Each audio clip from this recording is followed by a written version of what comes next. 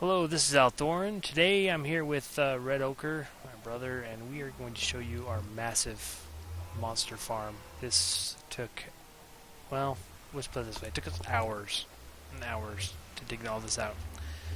But we're going to go ahead and show you how we made it and the basic steps and how to get that working. And I'll give you over to Red Ochre.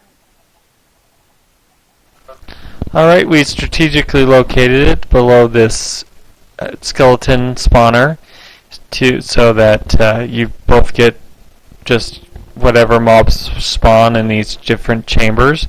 But these chambers all flood to the central canal and then all to this box. The fascinating things that fits in with my water tutorial, which will be next, is that there's only one piston in this entire system, and it floods everything. Works everything, and it works so that each chamber floods at slightly different times, making the stream of XP a little more steady and not so many dull patches in between. So Althoren's now going to go to the spreader at the top of the chamber just to the right where I planted all those mushrooms, and I'm going to hit the water so you can see how it works. Okay, now mushrooms generally don't grow this dense, I'll give you that, but this is just for demonstration purposes. We doubled this as a mushroom farm because well, we turned the lights off in order to get the monsters to spawn, and mushrooms are cool. So we planted mushrooms in the wall, and they'll spread to the sides as they grow, and we can click them there down at the kill box. This right here is the spreader.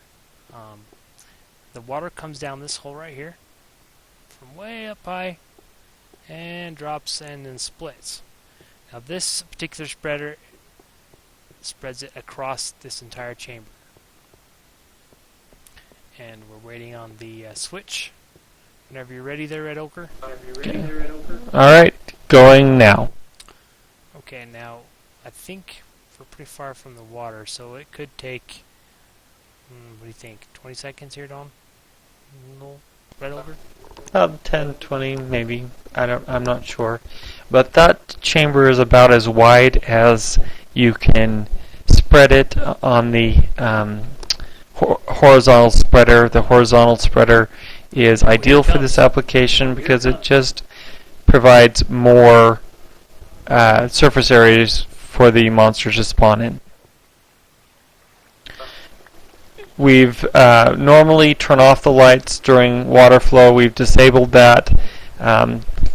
Lighting, we play on hard server, so the ability to turn on and off lights has been crucial, really.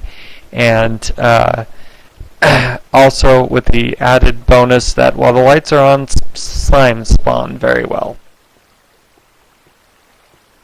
Okay, and that was the water stopping.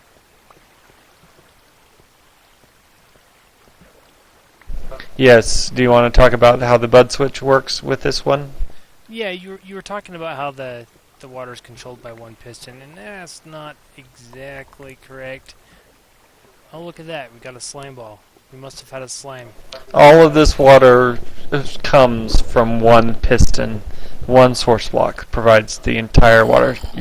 So yeah, that's what I meant to say. You were talking about slimes earlier. I got a great demonstration. Will you turn off the system, please? And while I'm heading over to the bud switch, you can play with that slime in the kill box. Cool. One feature that you'll need to know is each terrace down needs to be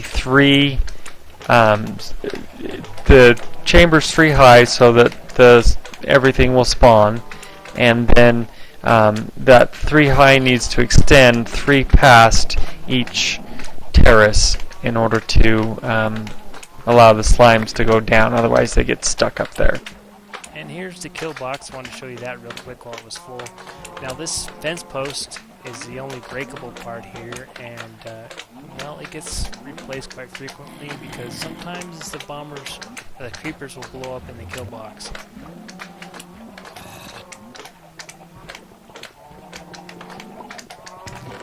Now we're going to head over to the wiring. That's the control switch right there. Head down this hall. You can find great monster spawner tutorials already on the YouTube. The main thing we're going to be focusing on in follow-up videos, it will be the water system, which I haven't seen anything quite like it, and I've seen a lot of people doing it, but I would consider the hard way. Okay. Alright, now this is the beginning of the water system. This particular piston right here is simply the on-off. It shuts off the entire system. And that's crucial so that we can have the water stopped while we're working on it. This right here is the bud switch. It's just like our other standard bud switch. As you notice, it's kitty corner from the piston, so it's the T flip-flop version. Go ahead and hit the water, Red Ochre, if you wouldn't mind, and I'll demonstrate how this works. Basically, we turned the water into a giant timer.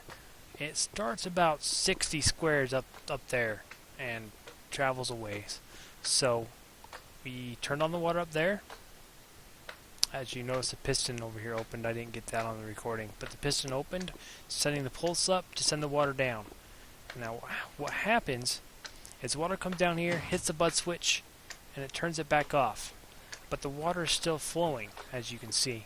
When the water quits flowing, it updates the bud switch again, and that will send power once again up and turn the water back on. So it's just a continuous loop. It's about every minute and a half or so using it this way. And that's the T flip-flop bud switch there. And a really creative way of doing a timer if you want to run for about a minute and a half. Is there anything else we wanted to show them today, Red Ochre?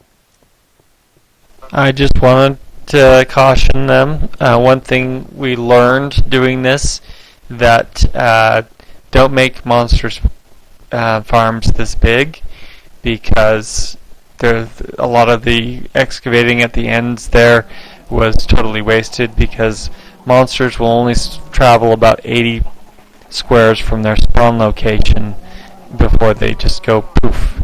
So they despawn. So do that. Don't make them longer than 80 squares total from the kill box. And just as a bonus, what good monster farm is without an enchanting table? This is very unique. It is a variable enchanting table. It's one of my favorite inventions. As you see, the arrangement of the bookshelves change, and then it will change the level of the enchant you can do. This is just sticky pistons moving the shelves around. I just thought it was a great idea. It's very helpful if you just want a particular level of an enchant, and I definitely recommend including that with any kind of monster farm. Yes, it's been very helpful. Alright, Red Ochre, we'll see you next time. We'll see ya.